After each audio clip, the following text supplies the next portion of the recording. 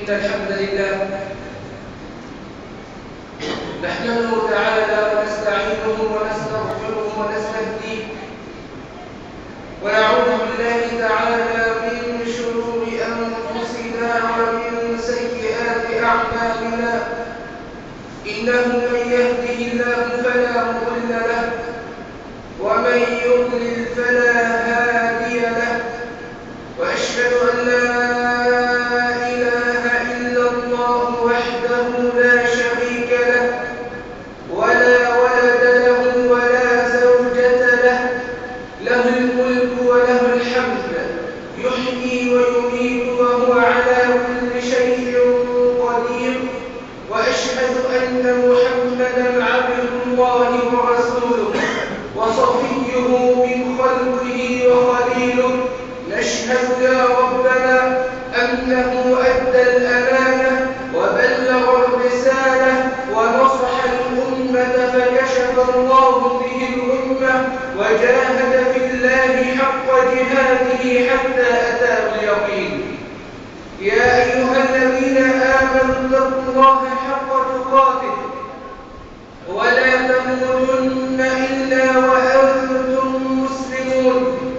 يا أيها الناس اتقوا ربكم الذي خلقكم من نفس واحدة وخلق منها زوجها وبث منهما رجالا كثيرا ونساء، واتقوا الله الذي تساءلون به والأرحام إن الله كان عليكم رقيبا.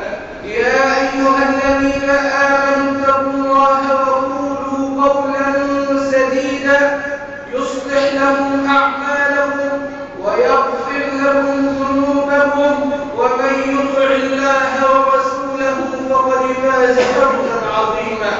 ومن يطع الله ورسوله فقد فاز فوزا عظيما.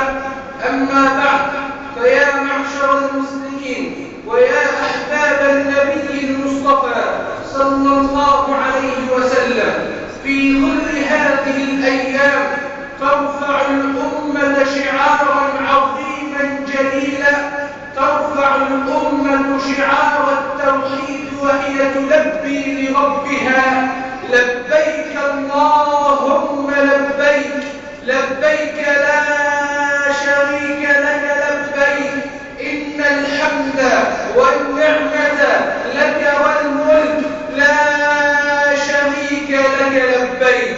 حينما يسمع المسلم هذا النداء وهذه التلبية تشتاق القلوب اشتياقا عظيما إلى أن ترفرف إلى بيت الله الحرام، وأن تستجيب لهذه التلبية، وأن تستجيب للآذان الذي أذنه إبراهيم عليه السلام: وأذن في الناس بالحج.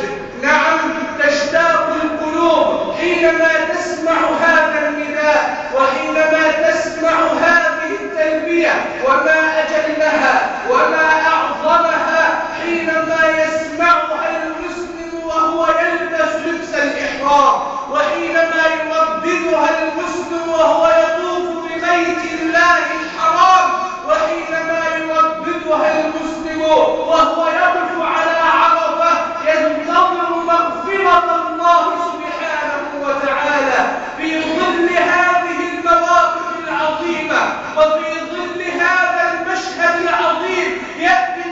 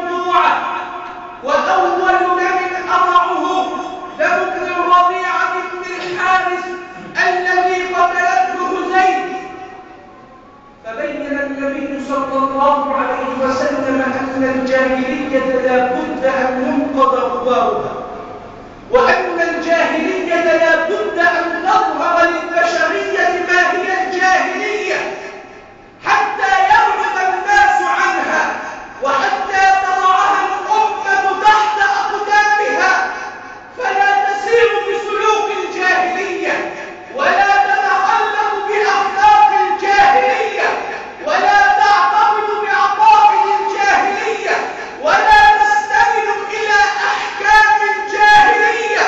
فوضع النبي صلى الله عليه وسلم جميع أمور الجاهلية تحت قدم النبي المصطفى صلى الله عليه وسلم، حتى تعلم الأمة أن الأمة لا يجوز لها أن ترجع إلى أمر من أمور الجاهلية بعد ذلك، فحكم الجاهلية منفوذ.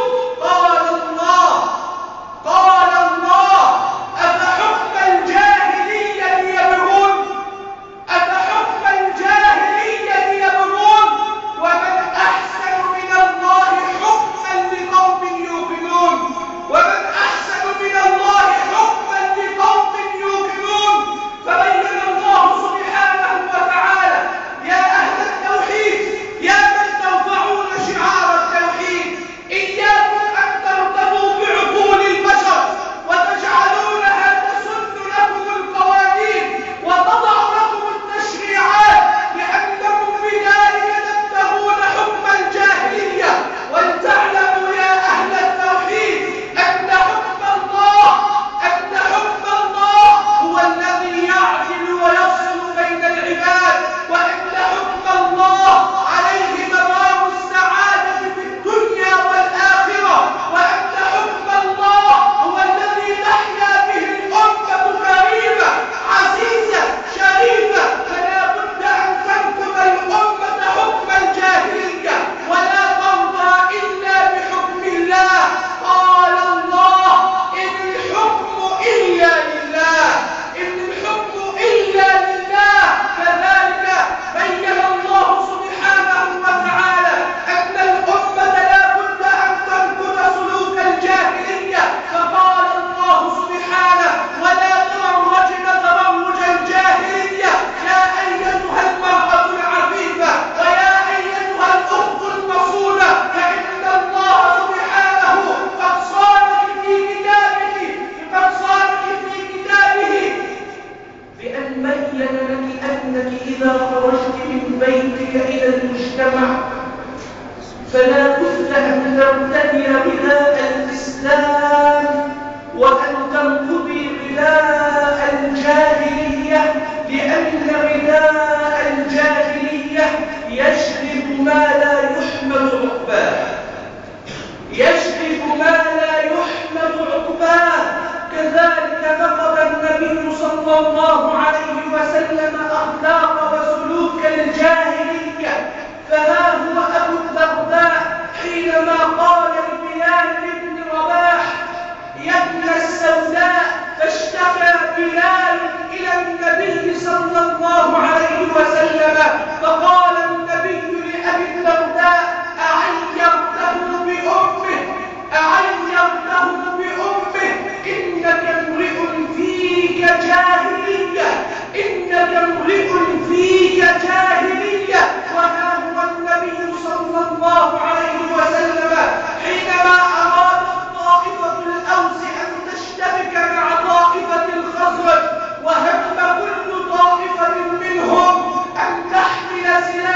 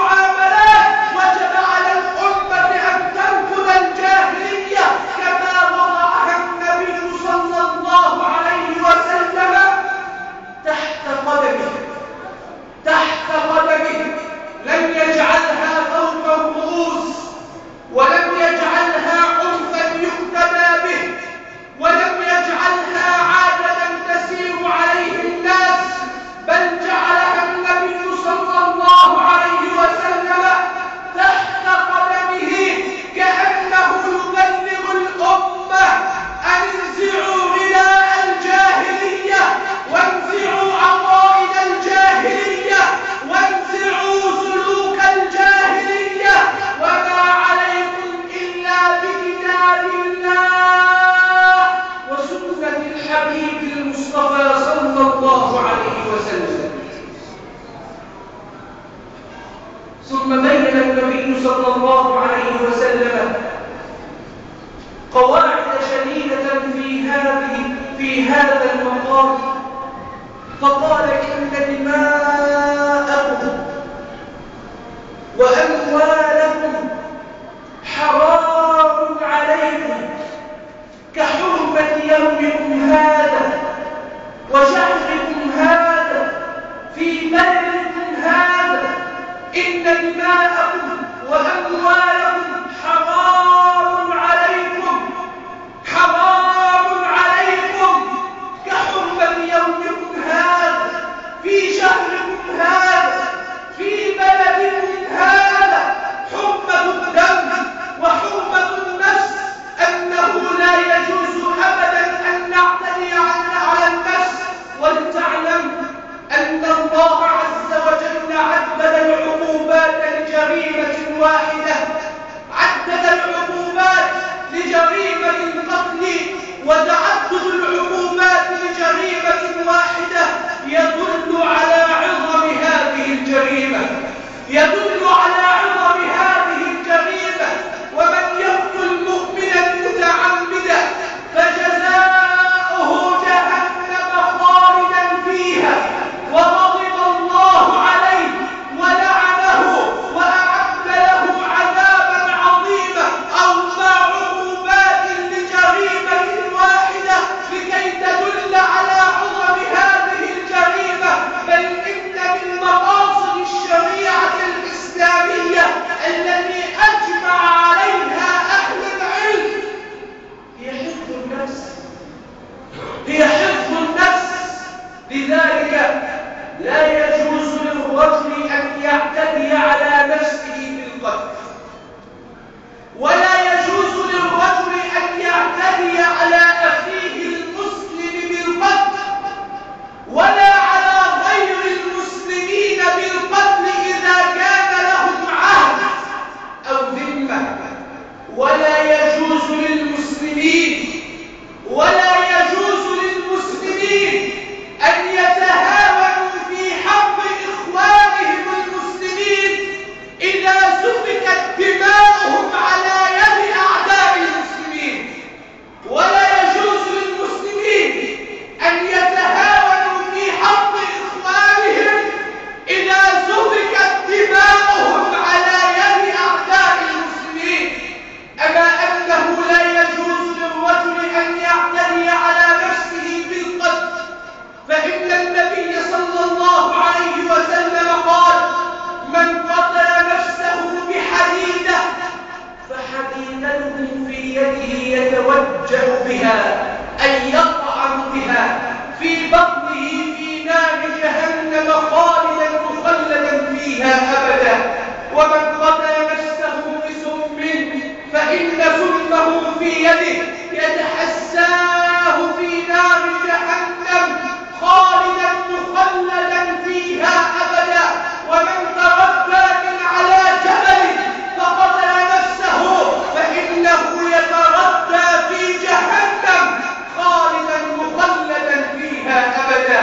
فإن نفسك ليست ملكا لك، فيجب عليك أن تبذلها فيما أراد الله لا فيما يغضب الله. فإنك تبذل النفس في الجهاد في سبيل الله، وإنك تبذل النفس في التحرك في سبيل الله. أما أن تعتدي على نفسك،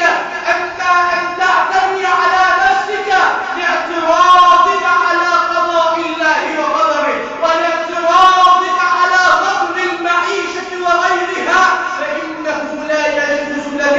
أما أنه لا يجوز للمسلم أن يعتدي على أخيه المسلم، فقال الحبيب المصطفى صلى الله عليه وسلم: كل ذنب عسى الله أن يغفره، كل ذنب عسى الله أن يغفره إلا من مات مشركا أو مؤمن قتل مؤمنا متعمدا، أو مؤمن قتل مؤمنا متعمدا. وعن عبادة بن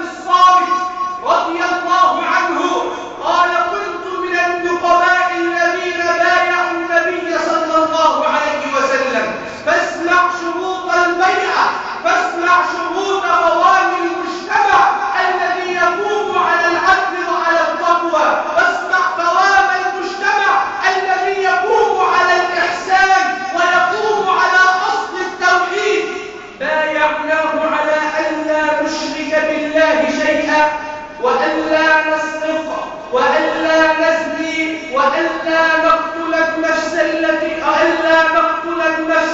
وألا ننهب. فإن فعلنا ذلك كان لنا الجنة.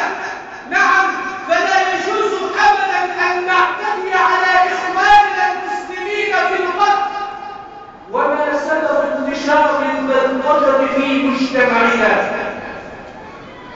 إنه البعد عن دين الله والبعد عن أخلاق الإسلام وسلوكيات المسلمين. انتشار البلطجة في مجتمعنا أن يظهر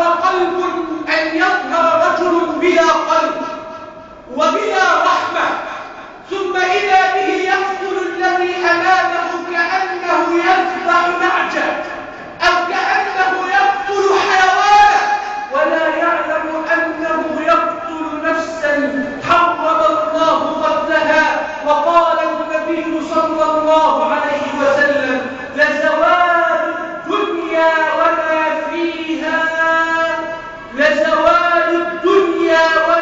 فيها أهون عند الله من قتل رجل مسلم، مجرد أن يسفك دم رجل مسلم فقط، فزوال الدنيا وما فيها أهون عند الله من ذلك. أما أنه لا يجوز للمسلم أن يعتدي على غير المسلمين، سواء أكان بعهد أو بعقد أمان. فإن النبي صلى الله عليه وسلم قال: من قتل معاهدا لم يرح رائحة الجنة، وإن ريحها ليوجد من مسيرة 40 عاما. فمجرد أن يجد رائحة الجنة فهو محروم منها لأنه قتل معاهدا. وإنني حينما أطل على المجتمع وأجد الفتنة التي تشق بين المسلمين وغيرهم، فليعلم المسلمون وغيرهم أن ذلك من تخطيطات الغرب، وأن ذلك من تخطيطات أعداء الله، ويريدون أن يذبذبوا المجتمع المصري وأن يجعلوا المجتمع المصري في تنازع، فتنشر الفتنة الطائفية بعد المجتمع، ثم بعد ذلك بحقوق الإنسانية التي لم نراها في العراق ولا في أفغانستان ولا فلسطين قط ولا البوسنة ولا الشيشان، لم نرى هذه الحقوق الإنسانية. ولكن بمدعى حقوق الإنسانية يجب على الدول الأوروبية أن تتدخل لكي تحسم هذا النزاع. لما؟ لأن قادة الدولة لا يستطيعون أن يفكوا هذا النزاع، وهم لذلك يريدون أن يدخلوا البلد بفتنة ينشئوها أو يزرعوها بين المجتمع المصري، فتكون فتنة طائفية بين المسلمين والأقباط. وإذا علم المسلمون أن الله حرم القتل في قرآنهم، وعلم الأقباط أن الله حرم القتل في الإنجيل، وإن كنا لا نؤمن بهذا الإنجيل المحرف، فنحن نتكلم على الإنجيل الذي نزل من عند الله. وإن كنا نعلم أن القتل محرم في الإنجيل، لعلم كل من الطائفتين أن تستكين وألا تحمل السلاح على بعضها البعض، ولهدأت هذه الفتنة، لأن القتل محرم في جميع التشريعات.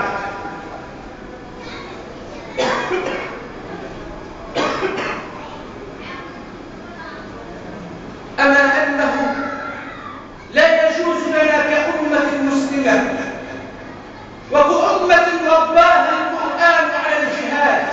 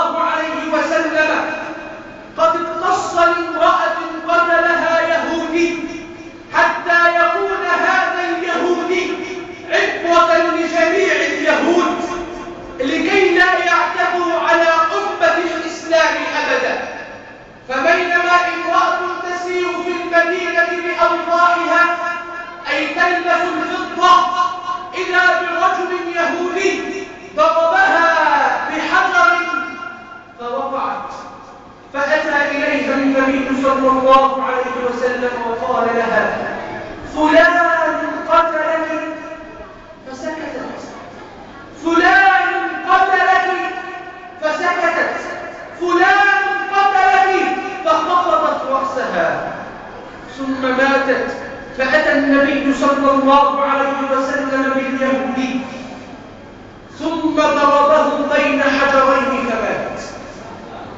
وها هم قوم عوينة حينما أتوا إلى المدينة فاشتروا أي مرضوا بداء في البطن، فأشار إليهم النبي صلى الله عليه وسلم أن يخرجوا إلى إبل الصدقة ويشربوا من ألبانها وأبوالها، فشربوا منها فكان لهم الشفاء.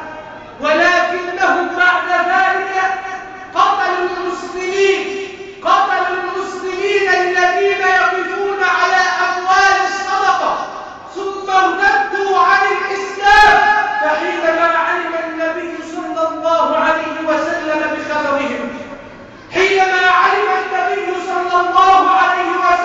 بخبرهم ما هي النتيجة؟ خرج إليهم النبي صلى الله عليه وسلم مسرعا إليهم واقتفى أثرهم وجاء بهم وقطع أيديهم وأرجلهم وسبل أعينهم، أي فقع أعينهم، لأنهم فعلوا ذلك بالمسلمين. بل إن يهود بني قريظة ما قاموا بالحرب والجهاد فيها إلا بسبب قتل رجل مسلم واحد.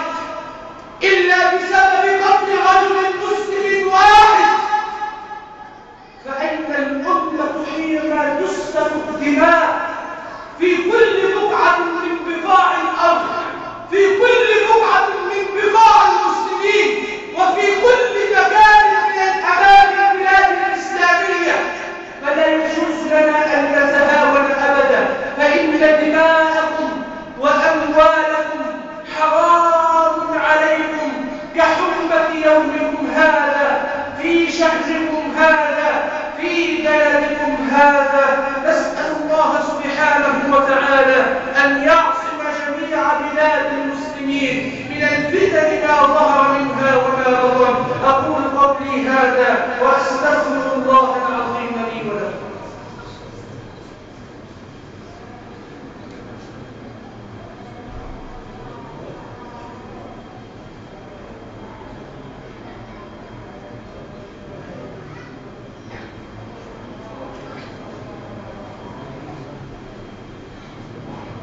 الحمد لله رب العالمين، والصلاة والسلام على أشرف المرسلين، وأشهد أن لا إله إلا الله وحده لا شريك له، وأشهد أن محمدا عبده ورسوله. حرمة المال.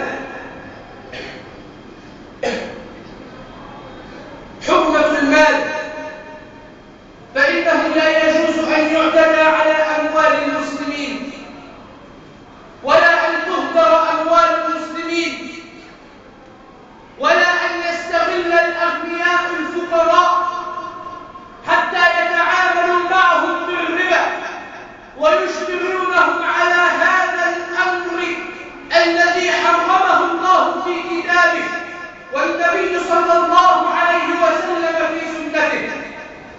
فمن حرمة المال ألا يتسلط الأغنياء على الفقراء فيستغلون الفقراء، فيستغل الأغنياء بأموالهم الفقراء ويعطونهم القرض، ثم بعد ذلك يأخذون هذا القرض مضاعفا، فلا يجوز أبدا. لذلك إن من أمور الجاهلية التي وضعها النبي صلى الله عليه وسلم تحت قدمه في حجة الوداع، وإن ربا العباس بن عبد المطلب موضوع تحت قدميه. فقضاء على الربا بجميع أنواعه، ولا نلتفت لمن يتكلم ويقول بأن ربا النسيئة جائز أما ربا الفضل فهو المحرم، ولا نلتفت لمن يقول بأن المعاملات بالأوراق المالية لا يجرى فيها الربا، فلا نلتفت لهذه الأقوال أبدا، لأنها أقوال مخالفة لصريح القرآن ولصريح سنة النبي محمد صلى الله عليه وسلم. فإن الربا بنوعيه ربا الفضل أو ربا النسيئة فهو محرم، وربا الفضل هو أن أعطيك 10 جنيهات أو أن أعطيك 50 جراما من الذهب ثم تعطيني 60 جراما من الذهب، أو أن أعطيك 50 جراما من الذهب عيار 14 ثم أنت تعطيني 15 جراما من الذهب عيار 24. فهذا هو ربا الفضل. فالذهب بالذهب، وزنا بوزن، ومثلا بمثل، والفضة بالفضة مثلا بمثل ووزنا بوزن، فمن زاد أو استزاد فهو الربا، فمن زاد أو استزاد فهو الربا. أما ربا النسيئة فهو أن أؤخر لك الدفع ثم أزيد المبلغ من المال، أن أعطيك 100 جنيه وأقول لك أن ترد هذه 100 بعد شهر 120 أو 130، فمجرد اشتراط الزيادة في العقد المؤجل هو ربا النسيئة. فالنبي صلى الله عليه وسلم وضع ربا الجاهلية تحت قدمه، بل إن النبي صلى الله عليه وسلم قال: من أكل درهم ربا وهو يعلم فهو أشد من 33 زنية. وقال النبي صلى الله عليه وسلم: الربا 73 بابا أيسرها أن ينكح الرجل أمه، أيسرها أن ينكح الرجل أمه.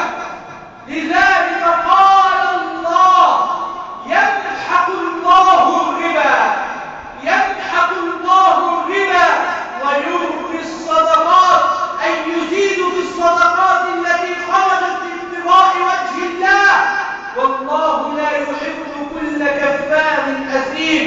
قال ابن عباس: يمحق الله الربا أي لا يقبل الله منه صدقة ولا جهادا ولا صلة رحم، أي لا يقبل الله منه صدقة ولا حجا ولا جهادا ولا صلة رحم. قال الإمام القرطبي: يمحق الله الربا أي يمحق الله بركة المال حتى وإن كثر المال في الظاهر، أي يمحق الله بركة المال حتى وإن كثر المال في الظاهر. قال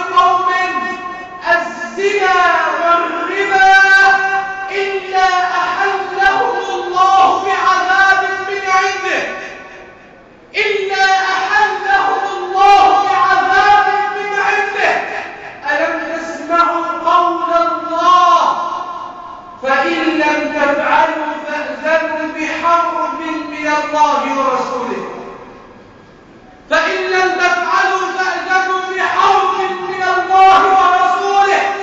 قال ابن عباس: يقال لآكل الربا يوم القيامة: خذ سلاحك فإنك في حرب مع الله. خذ سلاحك فإنك في حرب مع الله. وقال النبي صلى الله عليه وسلم: يؤتى بآكل الربا يوم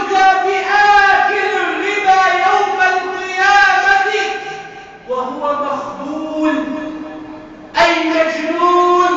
وقرأ قول الله: الذين يأكلون الربا لا يقومون إلا كما يقوم الذي يتخبطه الشيطان من المس. ذلك بأنهم قالوا إنما البيع مثل الربا، وأحل الله البيع وحرم الربا. وأحل الله البيع وحرم الربا. فلا بد على الأمة أن تفقه الربا لكي لا تقع فيه. عرفت الشر لا للشر ولكن مخافة أن أقع فيه. فيجب على الأمة أن تعرف ما هو الربا وما هو أنواع الربا حتى لا تقع في الربا بعد ذلك أبدا، لأن آكل الربا ملعون على لسان الحبيب المصطفى صلى الله عليه وسلم. قال عبد الله بن مسعود: آكل الربا وموكله وشاهداه وكاتباه والواشمة والمستوشمة للحسن والمرتد أعرابيا بعد الهجرة، كل هذه الطوائف ملعونين على لسان محمد صلى الله عليه وسلم. فكل من حاول أن يسعى لإقامة عقد يقوم على الربا أو مؤسسة تقوم على الربا فهو ملعون على لسان الحبيب المصطفى صلى الله عليه وسلم. وكل من شارك أو أقام في إقامة مؤسسة ربوية فإنه بذلك يعلن الحرب ضد الله، وإنه بذلك يريد أن ينزل العذاب من عند الله على هذا المجتمع. فوجب على الأمة أن تنقذ الجاهلية بمعاملاتها حتى يقوم المجتمع على الرأفة والرحمة. وإن من صور الجاهلية جاء رجل إلى ابن عمر رضي الله عنهما فقال له: يا أبا عبد الرحمن، وهي كنية عبد الله بن عمر: يا أبا عبد الرحمن، إنني أصوب الذهب ثم يأتي رجل بذهب فأبيعه بذهب بأكثر من وزنه وأقبض صنعة يديه. فقال عبد الله بن عمر: ذلك الربا. فأعاد عليه الرجل السؤال فقال عبد الله بن عمر: ذلك الربا. فقال عبد الله بن عمر: الذهب بالذهب، وزنا بوزن، مثلا بمثل، والفضة بالفضة، وزنا بوزن، مثلا وبمثل. هذا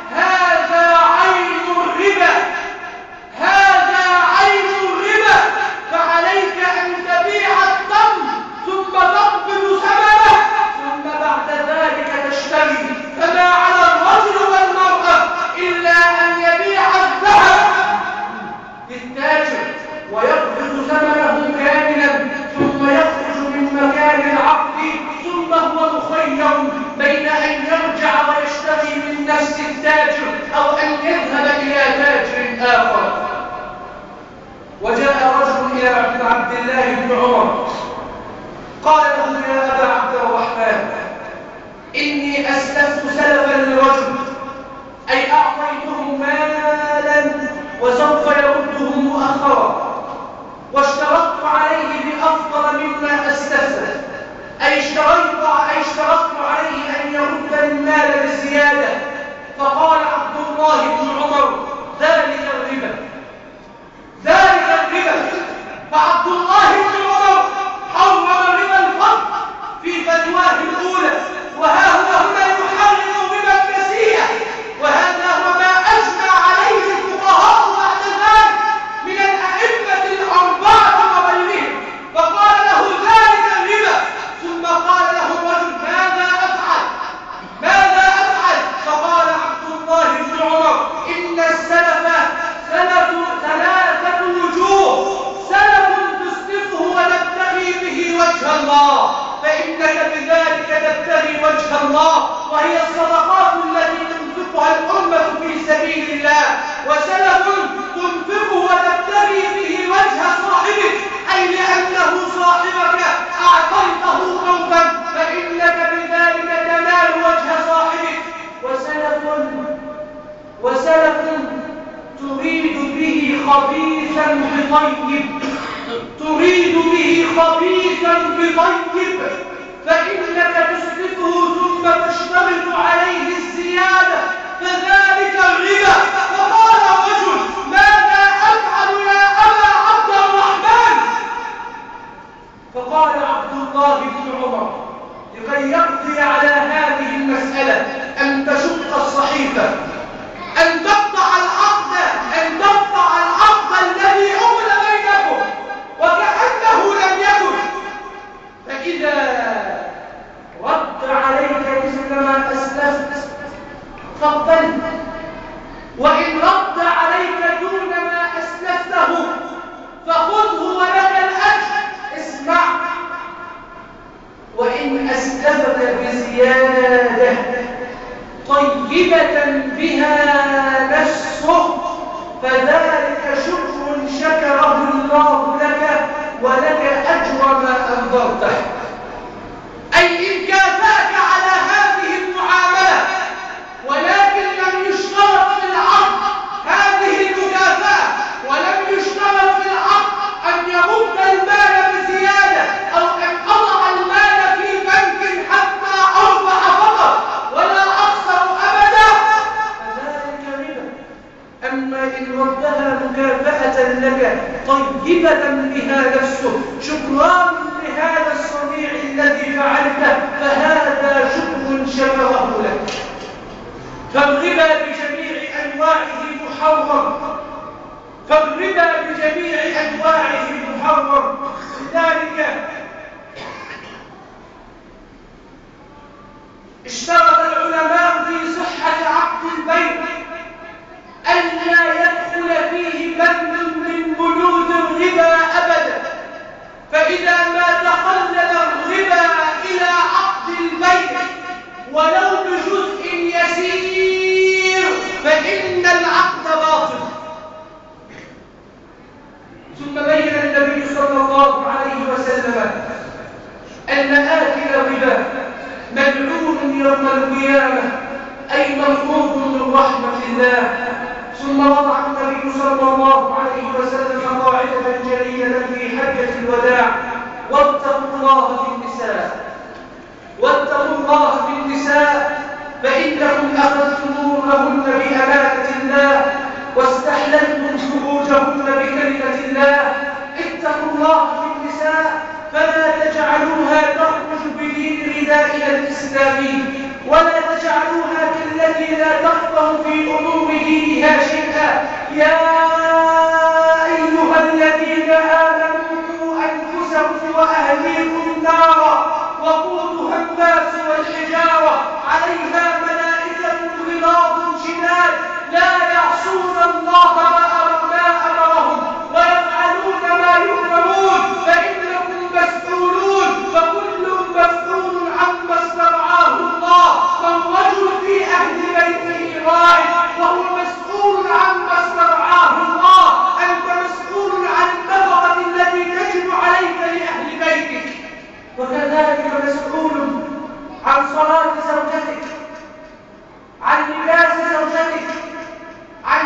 زوجتك، مسؤول عن تعليم أبنائك، مسؤول أن تنهض بهذا المجتمع الصغير الذي يتكون من هذه الأسرة، أن تنهض بها لكي تدخل جنة الله. مسؤول أن تأخذ بأيدي هذه المرأة وبأيدي أبنائك من الظلمات إلى النور ومن الضلال إلى الهدى.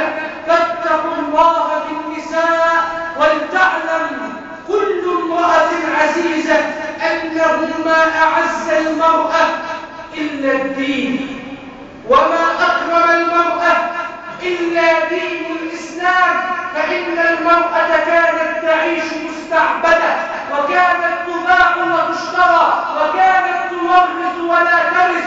بل قال بعض الفلاسفة إن المرأة إما أن تكون عبارة عن حيوان أعجب أو من الشياطين، ولا يمكن أبدا أن تكون من الإنس. فقال الله: إنا خلقناكم من ذكر وأنثى، تكرمة للمرأة. فإذا ما أرادت المرأة كرامتها فلا بد أن ترجع إلى كتاب ربها، ولا بد أن ترجع إلى سنة نبيها، فإنها بذلك تنال الكرامة والعزة. ثم وضع النبي صلى الله عليه وسلم الدستور الأخير الذي لا بد أن تسير عليه الأمة. تركت فيكم ما إن تمسكتم به أبدا لن تضلوا، كتاب الله، كتاب الله. فهلا رجعت الأمة إلى كتاب ربها، فهلا رجعت الأمة إلى دستورها الحقيقي. إنها من القوانين التي سنها النبي صلى الله عليه وسلم لجميع البشرية في ذلك الوقت. وحينما كانت ترفع الأمة لبيك اللهم لبيك، فكيف ترفع الأمة هذا الشعار وهي لا تريد أن ترجع إلى كتاب ربها؟ فكيف ترضى الأمة بهذا الشعار وهي لا تريد أن تقنن قوانين كتاب الله؟